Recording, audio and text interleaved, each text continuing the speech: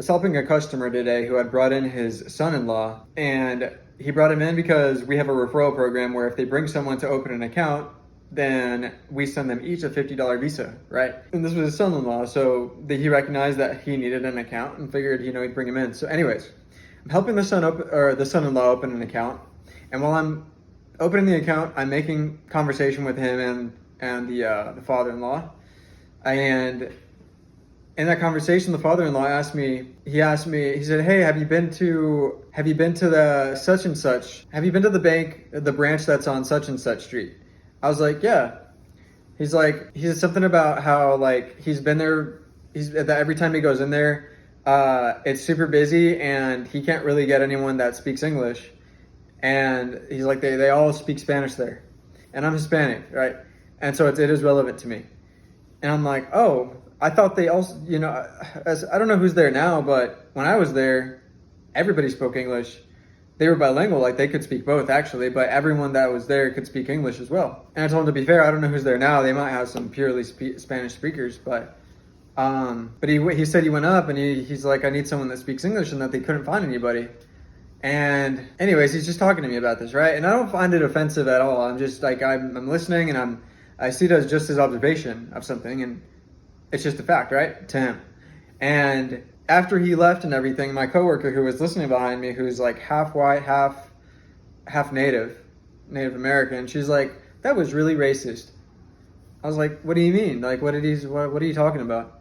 He's like, "That guy. He said what he said about the branch that nobody spoke, that somebody should speak English here." I was like, "That's not even what he said." And I'm painting this picture. I'm telling you guys this story because she spent the rest of that day, not the whole day, of course, but like she spent little times in the day reminding me about that instance, and how I should have had more backbone, and how I'm a pushover for letting someone talk to me like that, and how the guy was racist, and I just didn't want to accept it. And you guys have just heard, at least from my perspective, what the conversation was, and tell me if I'm wrong or if I'm crazy, but there was not an ounce of racism in there. It was just a white man telling me his experience at a branch that he saw as being, that he observed having only Spanish speakers, and his experience of that. That's fine. That's totally fine. It'd be like, and I told her, I was like, is it racist for me to say that the pink dress that you have on is pink? I'm just drawing an observation. That's all that guy was doing. And you're insisting for me to feel like a victim right now. And so people in your life, and I love this person. Like, she's so funny, whatever. She's cool. But I'm just showing you how people in your life will try to instill their own mindset into you.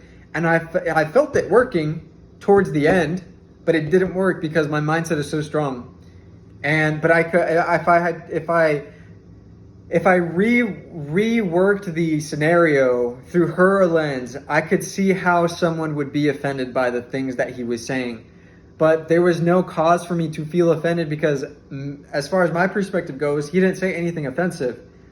If you get offended by someone saying something that's factual and true, then that's your fault. That's all on you for being offended. No one can offend you without your permission.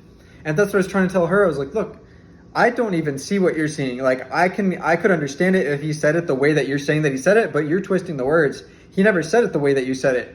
You're saying it the way that you wanted to hear it, because you wanted to feel offended about it. And here's what happened. Here's the big aha moment for you guys. She told me about how it annoyed her because she has spent a lot of her upbringing in situations like that when people would make snarky comments like that, kind of racist comments about her because she's fair-skinned. She's actually like white, but she's Native, and all her siblings are black and Native. And that would really rub her the wrong way. And so therein lies the limiting belief. What is the limiting belief? To me, the limiting belief would be that you feel like you are inferior to somebody simply because they made an observation. I don't feel myself inferior to anybody. Very rarely do I. But when I do, I check myself. Because why would I feel, why in my right mind would I ever feel like it's acceptable for me to feel inferior around anybody? Nobody is better than anyone. If we're talking about purely spiritually, every soul is valuable, right? Every soul is equally as valuable in the kingdom of God. And it's only when you try to deduce people down to their income or their status in life that you can say, oh, I'm better than that person. But are you really? If that's what you're saying, if you're focusing on someone else being a lower peg than you, are you really that good? No. And because I don't have anything within me that I am ashamed of, I didn't feel the urge or the feeling, the need to feel offended by just such a small observational comment. To me, it was just an observation. It was a statement of fact, and we were just having a conversation. But clearly, as my coworker told me, he's like, not everyone interprets the same things the same way, Ryan. And I'm like, clearly, because here you are trying to convince me that I should feel like a victim right now, that I should feel victimized and like I should be offended right now when I'm not. And it doesn't make me a pushover. It didn't clock that way for me. That's factually not what happened. The way she was explaining it was not what happened to me. And the situation is not what happened to me, like from my perspective. But all that to say, be true to yourself. People in life will try to get you, and they don't mean any harm. They really down in their minds feel like they're doing something righteous, like they've got this kind of, like they think that they're standing up for what's right, that they feel like they're standing up for their morals and things like that. But a lot of times, well, I don't want to say a lot of times, but sometimes you need to pay attention, because sometimes they are rooted in these statements. These claims are rooted in non-factual data.